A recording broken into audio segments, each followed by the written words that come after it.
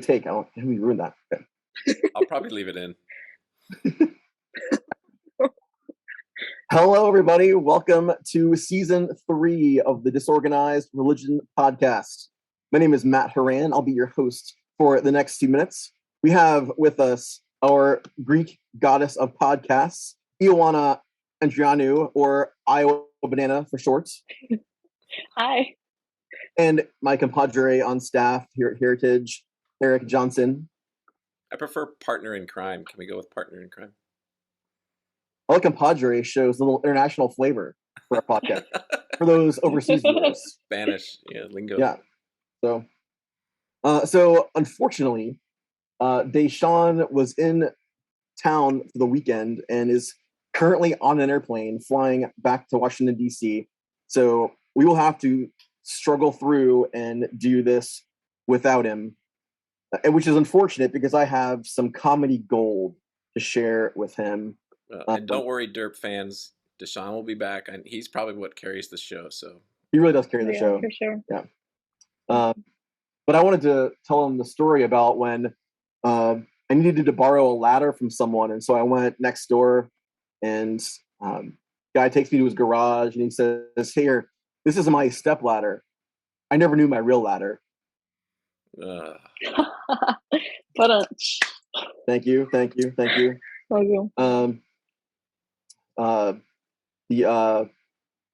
you know? And also, do you know what you call a fish that's missing an eye? What? A fish. I like the ones you used in worship on Sunday. Those were better. I'm gonna recycle my material. Yeah. Eric. About the tennis player. Yeah, and let's make sure that Ioana knows you should never date a tennis player. You know why you should never date a tennis player? Why? Because love means nothing to them. See, that was better. Okay. All true. All true. What was the other one that I said? I don't know. I try to put them out of my memory as remember. fast as I can. I was trying to put together a hide and seek tournament. I want to get a lot of people together to do a hide and seek tournament. But it turns out that good players are hard to find. Yeah, that was it. Wow. Yeah. Wow. Solid. Hey, people laughed at that last one on Sunday. And normally I don't open the service with dad jokes, but yes, you do. Most of the time. I mean, I have, but at 11 o'clock, he points to me and the screen on the floor was not working. So I pointed at it and he comes running down, fixes that. So I kind of felt like I had to buy some time. So I bought it with my comedy stylings. Well, so we have not actually been together since before Christmas. So it's been a while. I'm curious to hear what you guys have been up to. Ioana, I understand that you've been engineering musical theater experiences for people all over the Bay Area. Yeah. I just finished a junior production of Frozen at Eastlake High School. And now the next show that's coming up on March 3rd is Godspell. And then if you guys know anything about that, it's we sing and do skits from the Bible. So that's pretty cool. And then our show in May is called 9 to 5. So that's the one that I'm starring in as well. So that's fun. Is it from the movie? Yeah, it's 9 to 5, like the Dolly Parton show. Yeah. Are you Dolly Parton? No, I'm one of the other girls. I'm Violet. I'm the understudy. So, yeah. Gotcha. Well, yeah. I don't know what it is. You can't have consuming special effects and stuff in a musical, but I find them mesmerizing. Usually, I'm hard pressed to say that I've been to a really terrible musical. I don't know. It's an interesting version of an entertainment that it speaks to me. What's the best musical you've ever seen, Ioana? I can't tell you. I haven't seen many musicals. I've studied them more for like my musical theater class. Um, the most like one that I've Best soundtrack of a musical. okay, the best soundtrack of a musical that I know of is like it's probably Dear Evan Hansen and Hamilton. Those are like my two favorite ones. Oh, and Anastasia. Anastasia is really good too. But Dear Evan Hansen and Hamilton are my two favorites. Yeah, you weren't here when we did the Broadway musical series, throwing series, were you? No. That's too bad. You Yeah, should. that was good. And It would have been good to have her sing some parts for it. I know, right? Oh yeah, I love musical theater. I'm going to competition for like a bunch of I'm singing a bunch of solos from Broadway musicals, so it's coming up too. She would have been good for the Wicked that we Oh, did I the love duet Wicked. with the two sisters. That was really Hmm. good. Yeah, I I, would go with. I think Wicked was brilliant. Yeah, Wicked was good. Like, I mean, the obviously the songs and the whole thing was brilliant. But the writing was funny. The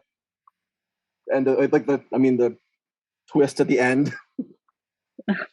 I didn't see that come in. That was great. I won't tell anyone what it is. No spoilers. But yeah, Wicked was pretty awesome. yeah, that Yeah. some of my friends that have seen like all of these that we're talking about, he listed Wicked as his favorite, even over Hamilton and Dear Evan Hansen. So. Mhm. Well, I was going to say Hamilton, but Iowa Banana stole that one. So I felt like I had to come up with something original. So I want how many high school students are passing their American history class based on their knowledge of history from Miranda. Lin-Manuel Miranda. Yeah. A Thank you. lot actually. One kid is like answering all of the questions, and he claims that he learned all of his U.S. history from the Call of Duty game. That's for World War II, which is the unit we're studying right now is World War II.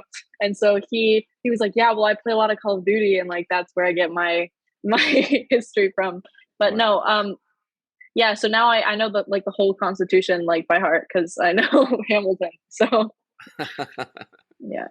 Well, I hope he got it right. Yeah. I know. Imagine if he gets the lyrics wrong to something and oh no, I failed my test. Oh no. Hamilton. Yeah, Well, I mean, when my kids first started listening to the Hamilton soundtrack, they're in the back of the car. I'm driving, I'm like, what is this? So it's the rap musical about Hamilton. Oh yeah. A rap musical about Alexander Hamilton that'll last about 2 weeks or longer. one of my favorite clips, Miranda is he's doing a performance in front of Obama, President Obama. Oh yeah. And he mentions that he's working on this play called Hamilton, and both Michelle and Obama like laugh in his face, like oh my god, because they did. how ridiculous a concept, but they had him back again later and like kind of ate their words. Like, yeah, wrong. Yeah, that's funny. Well, I've seen Hamilton live, and it was amazing. And I would have said if you'd asked me this a week ago, I would have said that's by far my favorite. But I just saw Dear Evan Hansen on Saturday night, and it was phenomenal. A different sort of vibe than Hamilton. Sort of a serious, look at, into the lives of teenagers and how social media plays into that. And so yeah, I was really struck by that production. So right now I'm enjoying that, or it's wrestling with me. I'm trying to process it still more. Hamilton was fun, but Dear Evan Hansen sort of has challenged me to think differently a little bit. And it's scary too how real that is. Like in high school, like in everyday lives, that happens all the time. Like kids, they get bullied on social media and like in school, and it's crazy. Yeah, when I saw that, it did really make me realize that I'm sending my kids to school and I really have no idea what what they're experiencing.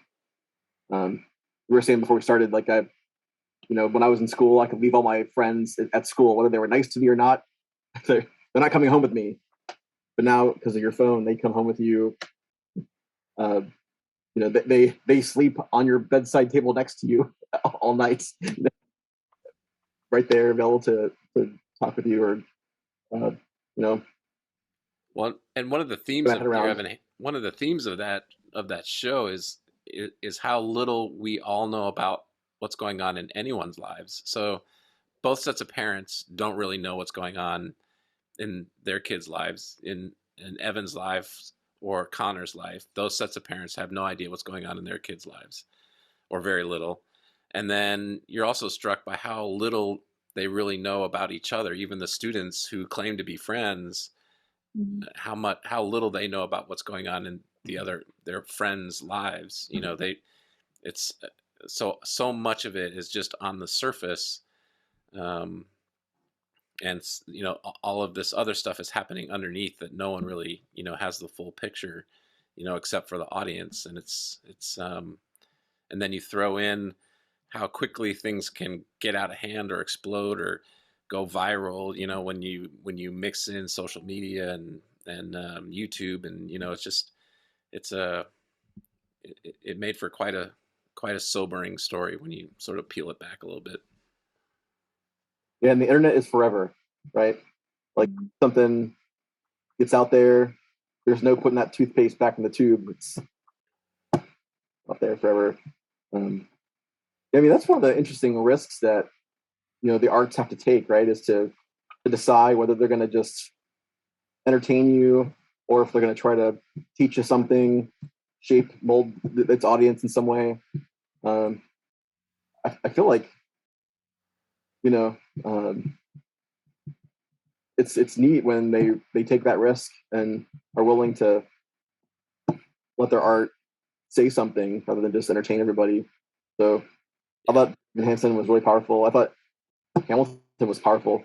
I was about to watch the Disney Channel recording of Hamilton with somebody, and the Aaron Burr is played by a black actor, right? And so they're like, wait, that's Aaron Burr? Aaron Burr's Aaron Burr was a white guy, right? Like, well, yeah, but they have various actors from various races that are playing the show, because there's one of the recurring undercurrents and themes in the show is that immigrants get the job done. So they're showing it's not just white people that can accomplish good things. It's kind of the whole point. And they couldn't get past it. Why wouldn't they try to accurately portray what this person looked like?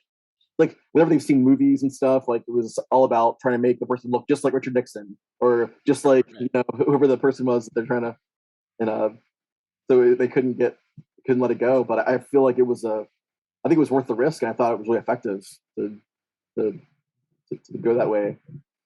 So yeah, Angelica is also played by a black woman in Hamilton, and so that's I've seen the Disney recording of Hamilton, and it's just really good. But it's crazy to think that these musicals can impact you in that sort of way, and that's why I do what I do. Especially that's why I want to be a music major, is because things like that portray lessons and themes that words can't. And so it's really neat to see when you sit down and watch a musical and you pay attention, it's really cool to see how that can affect you and what lessons it can teach you without really through the music of it aspect of it, instead of just the speaking. So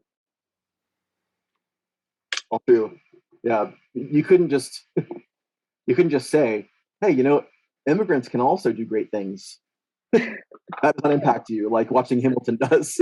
I can show you some data on this graph about how immigrants can do great things, but no, that's not the same thing.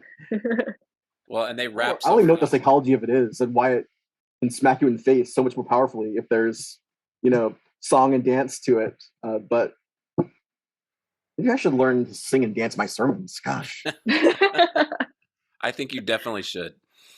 Yeah. I bet you do. You're always trying to produce embarrassing content featuring me on the internet.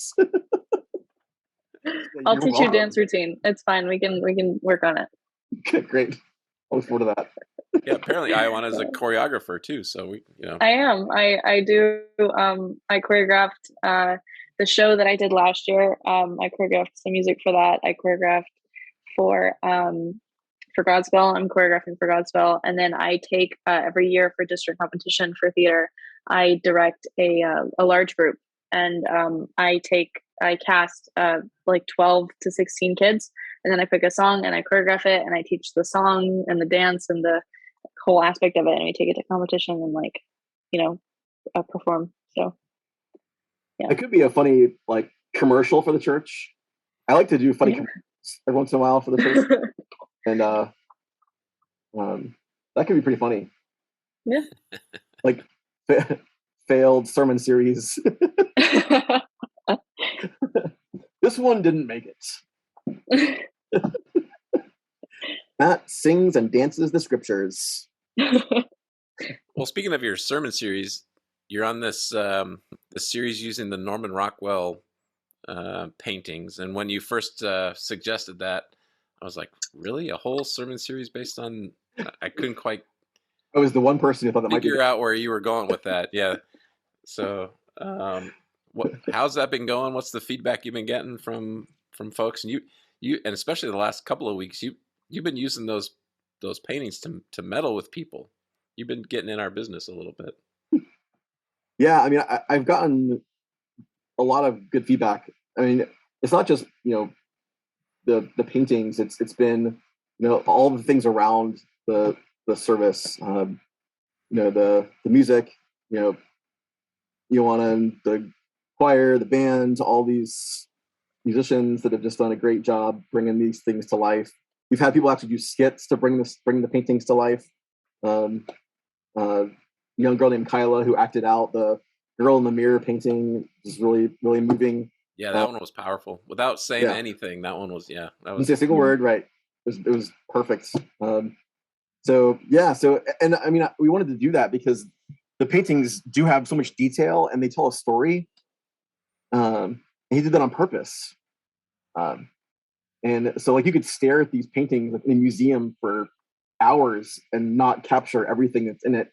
So yeah, we decided to try to act them out a little bit before the sermon starts. So that's been neat. I feel like I know that people get nervous about sermons that veer into topics with some political charge to them. I've often been advised to not talk about anything that could be politically, explosive. But our mission is to make disciples of Jesus Christ who transform the world. And you can't transform the world if you don't get out and get involved in it. So I wanted our people to be able to talk about racism, talk about,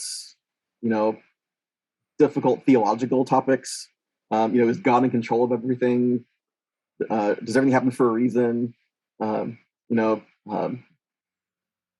I just, I feel like I want to send my congregation out equipped to have those conversations and infuse, faith and hope and love into them. And so I got a lot of actually constructive feedback, positive feedback about the series. I've been not surprised. I've been pleasantly, maybe surprised a little bit how people have received it. And to be honest, people who are my age and older need that nudge. If I was preaching to a room full of Ioanas, I probably wouldn't have to preach to these.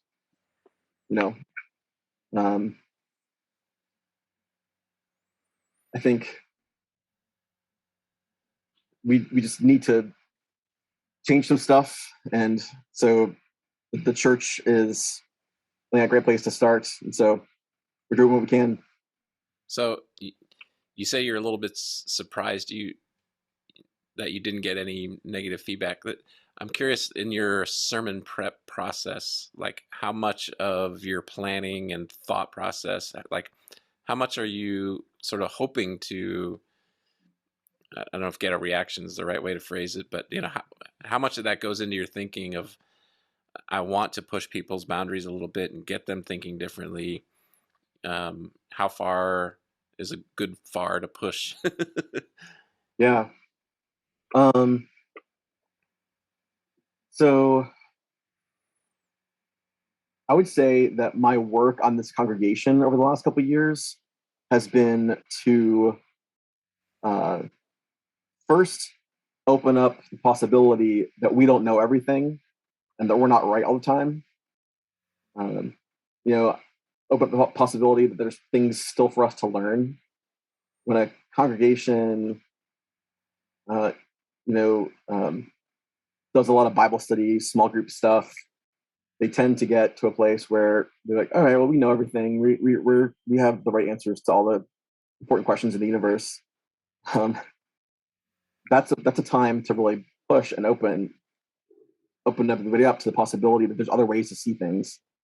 And the Methodist Church is supposed to be a place where we're good at walking with people through gray areas, and everything isn't always black and white. So I want to get the congregation comfortable with gray areas. And honestly, to be frank, some people aren't here anymore because they prefer a black and white kind of look at things, and that's okay. There's benefits from black and white situations, and there's some clarity there. That's nice, but there are too many gray areas, too many people feeling alone, walking through gray areas of life, that I want the church to step into those gray areas and walk with them. Maybe you don't solve it, but at the end of the day, they know they're not alone because we're willing to walk with them through it and not judge them while we do. So at first I was trying to get them to just sort of think and realize there are other ways to see things. And I think now we've come a long way. And so my angle this year has more changed to be equipping them with some perspectives to know how to go out and talk about those things with people that might be hostile to their point of view. I'm curious. Matt was saying about how Methodists are good about being in the gray area and walking people through the gray area, and your generation is sort of I don't know, famous or infamous for for living in a non-black and white world. Living in a world full of gray. It's all gray. How does that sort of thinking resonate with you and maybe your generation coming up? So I will say that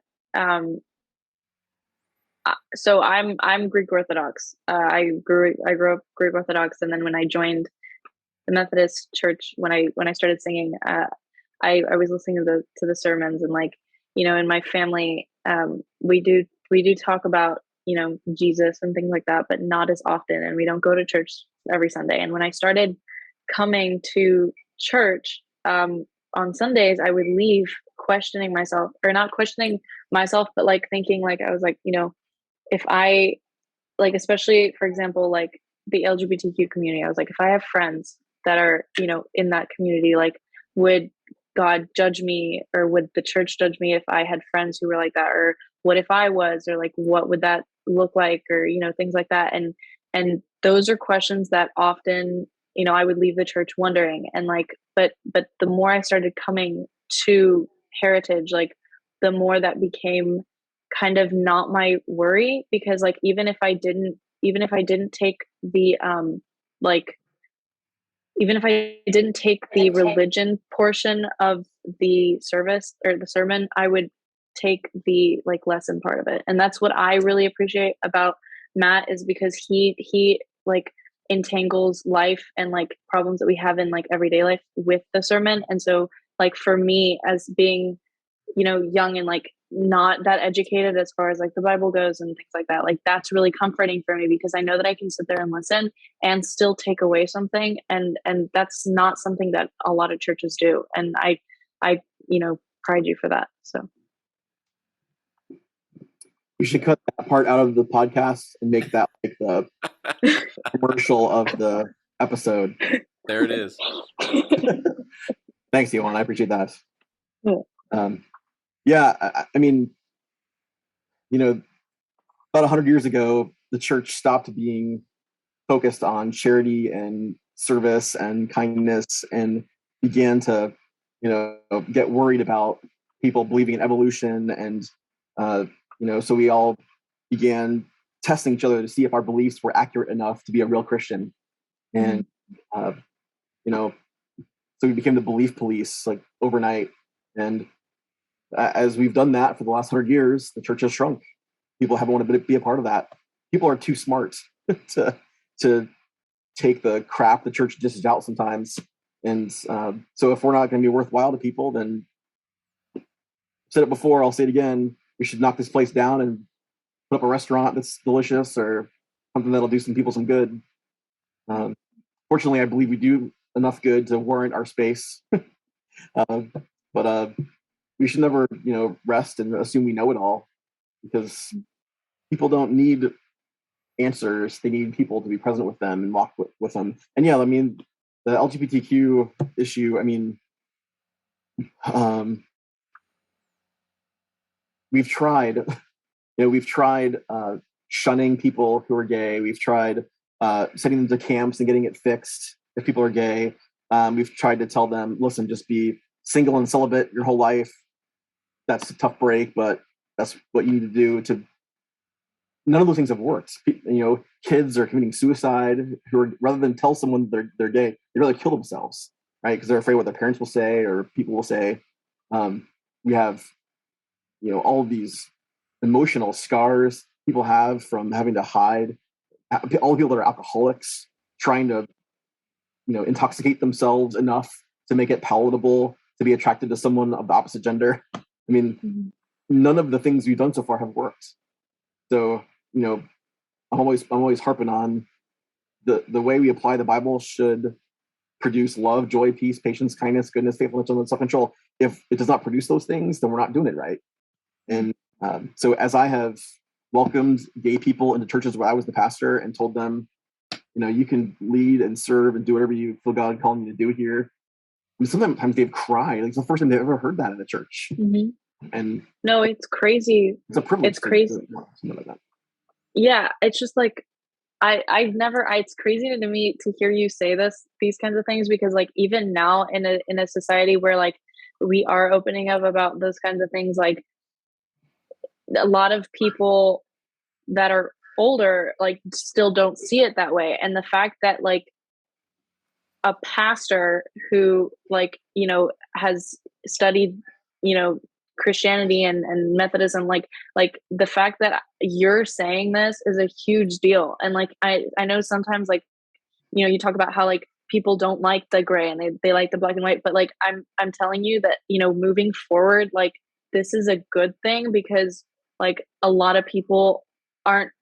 It's crazy to me that you're this woke, if that makes sense, because like a lot of people like that are this age like don't get it or whatever. So it's so crazy to hear like not only like a peer but like a pastor say those kinds of things. And that's why people give you the reaction that they do, is because like that's not common. And it's crazy that we find a place to be in, that we can like all like talk about Christianity and like talk about and like be open about these things, and it still be a safe space, and like that there is no black and white, that we can everything's up for discussion. And that's amazing. So Well, you just got us in a lot of trouble. When you called Matt and I woke, we are right. Okay. I'm sorry. I didn't know how else to put it. No, it's okay. Yeah, I've been called worse. I'll take it. But yeah, we'll probably hear about that. That'll be fun. Cut it out. It's fine. You can cut it out. Cut it out. I didn't No, say it. if you won't cut my stuff out, he's not cutting your stuff out either. No way. Yeah. Yeah, I imagine if the church could be a place where everybody felt like they not just with the issues we've talked about tonight, but like with all of our life's burdens. Like if the church could be a place where you could be open and honest about that stuff, Mm-hmm. Or what if, since what we've tried so far has not worked, what if we did same-sex weddings in the church, and I could do their premarital counseling, and I could help them learn to be faithful in their relationship for their whole lives, and let them go to marriage retreats and seminars and have all the resources that we give to heterosexual couples. I mean, I think it's worth a try because nothing else we've done so far has. Well, I don't know. Most of that stuff doesn't work on heterosexual couples, so. Yeah, so we haven't tried it, so we should let somebody else turn. Yeah. Yeah, that's all. That's a podcast for another day. Right. I make marriages last in general, So yeah. what's left on the Rockwell series? What do you got coming up? So we have this weekend is the one called Saying Grace. It's the woman and her grandson, like in the restaurant. Everyone's then they're praying before they eat, and everyone's like looking at them. I want to talk about the awkward moment when someone says, "Who would like to pray for us?" And everyone's like, and there's crickets. So the whole thing about praying out loud, like when I'm with my family, like at gatherings and stuff, and there's a pre-meal prayer to be said. Matt, you want to get this? Because Matt's been to school for this, so you can do it. I get the same thing at Thanksgiving. Yeah, you work at a church. You work at a church, so you get to Yeah. You're ready. You're spending enough time with us. People are asking you to do the prayer.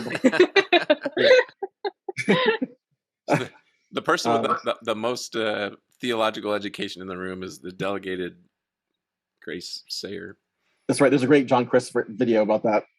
Yeah. And then we're gonna finish up with Scout Sunday. We're gonna have one of the paintings he's done with the Boy Scouts. There are so many good paintings that we're not gonna get to do that I lament. We'll have to do another series about this later.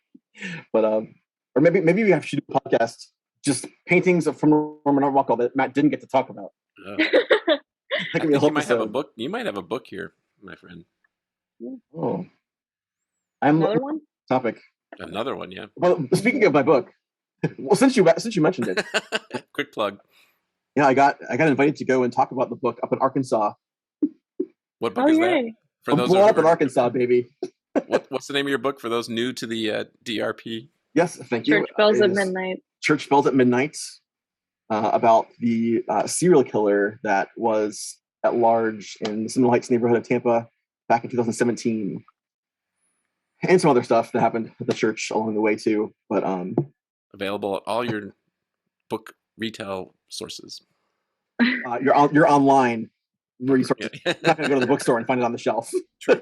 No, I actually started reading it. My New Year's resolution was like to read a book every month, and so this month is your book, Church Bells at Midnight, because you gave me a copy, and so I was like, oh my god! So I just started it, and I'm so excited to read it. But so excellent. I just thought I can't wait to hear your review.